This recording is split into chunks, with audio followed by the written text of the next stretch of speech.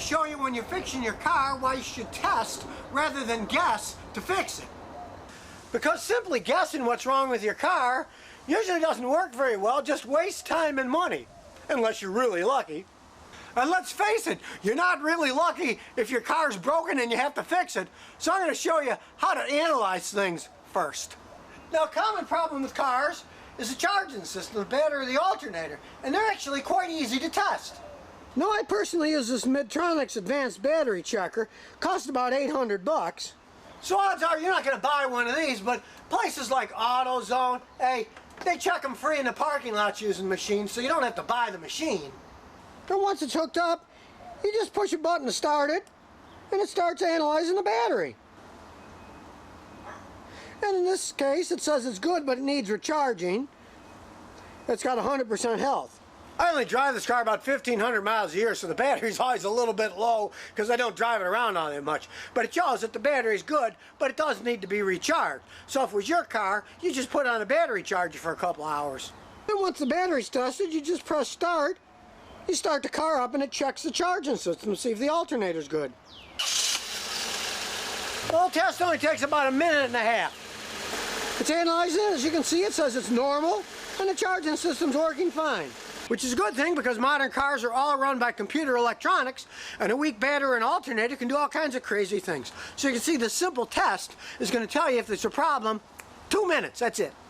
Now I get thousands of emails every week with people saying, I tried this, and this to fix my car, but it's still not fixed. What can I do? Well, you test. And that's where a good scan tool comes in handy for analyzing cars. They just plug into the data port under the dash and can analyze all kinds of things. And you don't have to spend all that much money. You can buy a cheap one that does generic stuff for less than 50 bucks, or you can buy one like this that I bought at AutoZone for 200 bucks on sale that does all kinds of stuff. And realize one of these OBD2 scan tools will work on any car you own that's 1996 or newer. So you can use it for years and years on all your cars, your friends' cars. You might go together in a group of guys and buy one because it'll work on all your cars. And this one not only reads codes or rates codes, can tell you if the mill status is, can tell you if it'll pass the state emissions test, show you live data, and it even has a special code connect. When there is a code, you push that and it tells you the most common fixes that will fix the car. And this $200 one even records data. So if you got a glitch that only occurs once in a while, you drive the car, and then when it acts up, you push a button and this records all the data, and you can find out what's wrong with the car by analyzing it.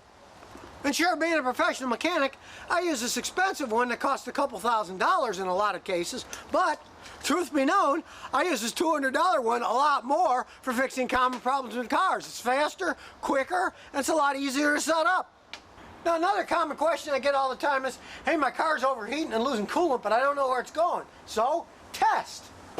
This is a fancy pressure tester for testing coolant systems, but I only paid 89 bucks for it at Harbor Freight Tools. You just get the cap set up for your car, hook it on the radiator and pump it up. And wherever the leak comes out, that's where the hole is.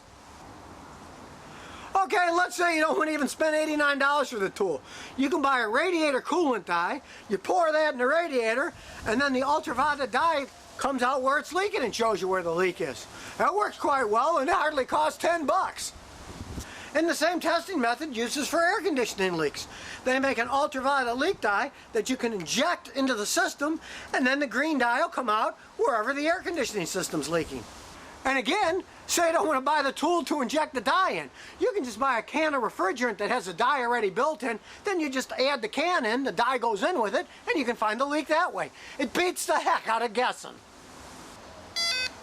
And last but not least, even I can't see electricity, so you need tools to check the electricity with. I've been using this power probe for years. It checks positive electricity, even give you the voltage, grounds and negative electricity, checks for shorts. And since it has a super long cord, I can hook it up in the front, but I can work on the back of the car with it. Real handy. Instead of guessing if something has power, this tells you if it does or doesn't, so you can find a short.